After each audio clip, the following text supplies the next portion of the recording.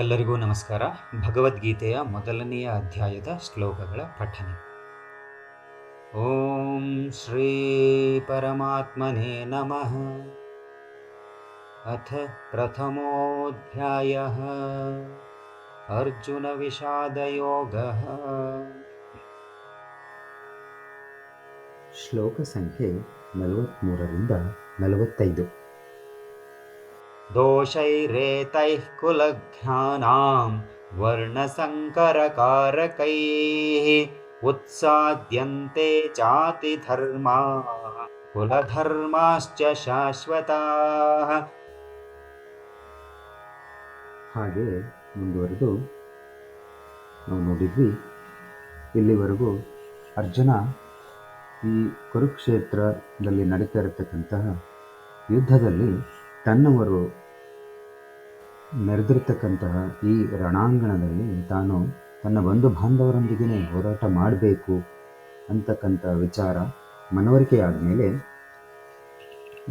ತಾನು ಯಾಕೆ ಯುದ್ಧವನ್ನು ಮಾಡಬಾರ್ದು, ಅವನಿಗೆ ಒಂದು ರೀತಿಯಲ್ಲಿ ಮನೋವ್ಯಾಕುಲತೆ ಉಂಟಾಗುತ್ತೆ.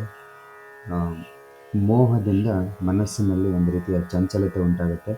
ಇದನ್ನೆಲ್ಲ ನಾವು ನೋಡಿದ್ವಿ. ಅವನು ಶ್ರೀಕೃಷ್ಣನೊಂದಿಗೆ ತಾನು ಯುದ್ಧವನ್ನು ಯಾಕೆ ಮಾಡಬಾರ್ದು ಅಂತಕ್ಕಂಥದ್ದನ್ನು ಒಂದೊಂದಾಗಿ ಶಾಸ್ತ್ರಗಳ ಮೊರೆ ಹೊಕ್ಕು ತನ್ನ ವಾದವನ್ನು ಮಂಡಿಸ್ತಾ ಹೋಗ್ತಾನೆ.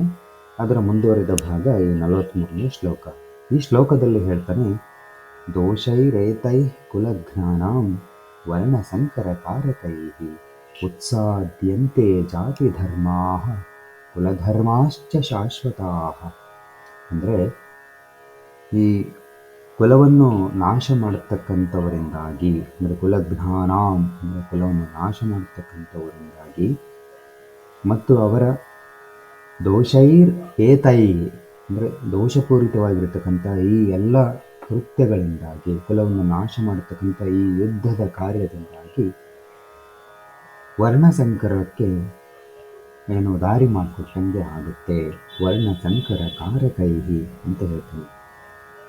ಆ ರೀತಿ ವರ್ಣಸಂಕರ ಆಗೋದ್ರಿಂದ, ಅಂದರೆ ಒಂದು ರೀತಿಯ ಅನಪೇಕ್ಷಿತವಾಗಿರ್ತಕ್ಕಂತಹ ಸಂತಾನಗಳು ಹುಟ್ಟೋದ್ರಿಂದ ಸಮಾಜದಲ್ಲಿರ್ತಕ್ಕಂತಹ ಏನು ಪರಂಪರೆಯಿಂದ ನಡೆದುಕೊಂಡು ಬಂದಿರತಕ್ಕಂತಹ ಸಾಮಾಜಿಕ ವ್ಯವಸ್ಥೆ ಮತ್ತು ಏನು ಸಮಾಜದ ಜನಗಳು ಒಂದು ಒಳ್ಳೆಯ ಮಾರ್ಗದಲ್ಲಿ ಒಂದು ಒಳ್ಳೆಯ ವ್ಯವಸ್ಥೆಯನ್ನು ನಿರ್ಮಾಣ ಮಾಡಿಕೊಂಡು ಹೋಗ್ತಾ ಇದ್ರಲ್ವ, ಅದೆಲ್ಲದು ಹಾಳಾಗಿ ಹೋಗುತ್ತೆ ಅಂತ ಹೇಳ್ತಾರೆ. ಉತ್ಸಾದ್ಯಂತೆ ಎಲ್ಲ ಹಾಳಾಗಿ ಹೋಗುತ್ತೆ. ಯಾವುದು ಹಾಳಾಗಿ ಹೋಗುತ್ತೆ? ಜಾತಿ ಧರ್ಮಾಹ ಸಾಮಾಜಿಕ ವ್ಯವಸ್ಥೆ ಹಾಳಾಗಿ ಹೋಗುತ್ತೆ. ಕುಲಧರ್ಮಾಹ ಅಂದರೆ ಕುಲದ ವ್ಯವಸ್ಥೆ, ಕುಲದ ಧರ್ಮಗಳು ಹಾಳಾಗಿ ಹೋಗ್ತವೆ, ಶಾಶ್ವತವಾಗಿ ಹಾಳಾಗಿ ಹೋಗ್ತವೆ. ಇಂಥದಕ್ಕೆ ನಾವು ಕಾರಣರಾಗಬೇಕಾ ಅಂಥೇಳಿ ಶ್ರೀಕೃಷ್ಣ ಪರಮಾತ್ಮನಿಗೆ ಅರ್ಜುನ ಹೇಳ್ತಾ ಇದ್ದಾನೆ. ಹಾಗೆ ಮುಂದಿನ ಶ್ಲೋಕವನ್ನು ನೋಡೋಣ. ಉತ್ಸನ್ನ ಕುಲಧರ್ಮಾಣಾಂ ಮನುಷ್ಯಾಣಾಂ ಜನಾರ್ದನ ನರಕೆ ನಿಯತಂ ವಾಸೋ ಭವತೀತ್ಯನುಶುಶ್ರಮ. ಹಾಗೆ ಮುಂದುವರೆದು ಈ 44ನೇ ಶ್ಲೋಕದಲ್ಲಿ ಅರ್ಜುನ ಹೇಳ್ತಾ ಹೋಗ್ತಾನೆ, ಉತ್ಸನ್ನ ಕುಲಧರ್ಮಾಣಾಂ ಮನುಷ್ಯಾಣಾಂ ಜನಾರ್ದನ ನರಕೆ ನಿಯತಂ ವಾಸೋ ಭವತೀತ್ಯನುಶುಶ್ರಮ. ಅಂದರೆ ಉತ್ಸನ್ನ ಕುಲಧರ್ಮಾಣಾಂ, ಉತ್ಸನ್ನ ಅಂದರೆ ಹಾಳಾಗಿ ಹೋಗ್ತಕ್ಕಂತಹ ಅಥವಾ ಹಾಳಾಗಿ ಹೋದ, ಕುಲಧರ್ಮಾಣಾಂ ಅಂದರೆ ಕುಲಧರ್ಮಗಳ,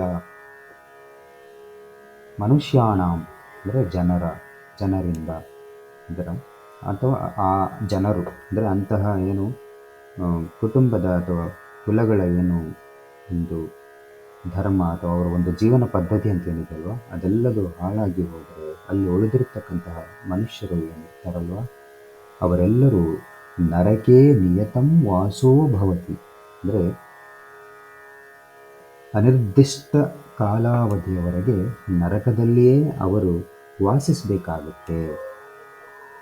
ಇತಿ ಅನುಶುಶ್ರಮ, ಈ ರೀತಿಯಾಗಿ ನಾನು ಕೇಳಲ್ಪಟ್ಟಿದ್ದೇನೆ. ಯಾರಿಂದ? ತಿಳಿದವರಿಂದ. ಅಂದರೆ ತಿಳಿದವರು ಹೇಳ್ತಾರೆ, ಶಾಸ್ತ್ರಗಳನ್ನು ತಿಳಿದವರು ಹೇಳ್ತಾರೆ, ಪರಂಪರೆಯನ್ನು ತಿಳಿದವರು ಹೇಳ್ತಾರೆ. ಯಾರ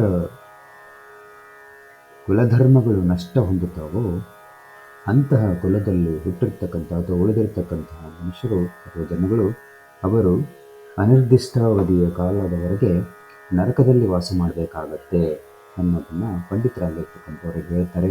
ಹಾಗಾಗಿ ನನಗೆ ಅಂಥ ಸ್ಥಿತಿ ಬರಬಾರದು ಅಂತೇಳಿ ನಾನು ತಿಳ್ಕೊಂಡಿದ್ದೇನೆ. ಅದಕ್ಕಾಗಿ ನನಗೆ ಈ ಯುದ್ಧ ಬೇಡ ಅಂತೇಳಿ ಮತ್ತೊಮ್ಮೆ ಪುನರುಚ್ಚರಿಸ್ತಾ ಇದ್ದಾನೆ ತನ್ನ ಇಚ್ಛೆಯನ್ನು ಇಲ್ಲಿ ಶ್ರೀಕೃಷ್ಣ ಪರಮಾತ್ಮನಿಗೆ.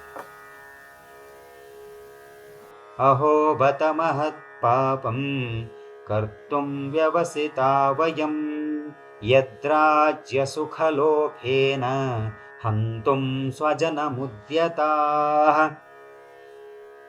ಹಾಗೆ ಮುಂದುವರೆದು ಈ 45ನೇ ಶ್ಲೋಕದಲ್ಲಿ ಅರ್ಜುನ ಹೇಳ್ತಿದ್ದಾನೆ, ಅಹೋ ಬತ ಮಹತ್ ಪಾಪಂ ಕರ್ತುಂ ವ್ಯವಸಿತಾ ವಯಂ ಯದ್ರಾಜ್ಯ ಸುಖಲೋಭೇನ ಹಂತುಂ ಸ್ವಜನಮುದ್ಯತಾಃ.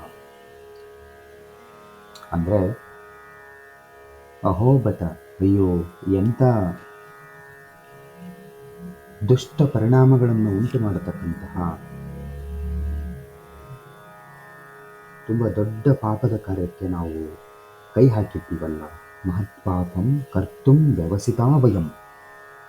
ಕರ್ತುಂ ಅಂದರೆ ಮಾಡಲು, ವ್ಯವಸಿತಾ ವಯಂ ಸಿದ್ಧರಾಗಿ ನಿಂತ್ಕೊಂಡು ಬಿಟ್ಟಿದ್ದೀವಲ್ಲ ನಾವೆಲ್ಲರೂ. ಈ ಯುದ್ಧವನ್ನು ಮಾಡಬೇಕು ಅಂತ ನಿರ್ಧಾರ ಮಾಡಿ ಒಂದು ದೊಡ್ಡ ಮಹತ್ ಪಾಪದ ಕಾರ್ಯಕ್ಕೆ ಕೈ ಹಾಕಿದ್ದೀವಿ. ಯಾವುದಕ್ಕೋಸ್ಕರ? ಯತ್ ಅಂದರೆ ಯಾವುದಕ್ಕೋಸ್ಕರ? ಈ ರಾಜ್ಯ ಸುಖ ಲೋಭೇನ ಅಂದರೆ ಈ ರಾಜ್ಯವನ್ನು ಅನುಭವಿಸಬೇಕು, ರಾಜ್ಯವನ್ನು ಗೆಲ್ಲಬೇಕು, ಭೂಮಿಯನ್ನು ಗೆಲ್ಲಬೇಕು, ಭೂಮಿಗೆ ಒಡೆಯರಾಗಬೇಕು, ನಾವು ರಾಜರಾಗಿ ಆಳಬೇಕು ಅಂತಕ್ಕಂತಹ ಒಂದು ಮನಸ್ಥಿತಿಯಿಂದ, ಆಸೆಯಿಂದಾಗಿ ನಾವು ಇಂತಹ ಒಂದು ಕೆಟ್ಟ ಕಾರ್ಯಕ್ಕೆ ಕೈ ಹಾಕಿದ್ದೇವೆ. ಹಂತುಂ ಸ್ವಜನ ಮುದ್ಯತಾಹ.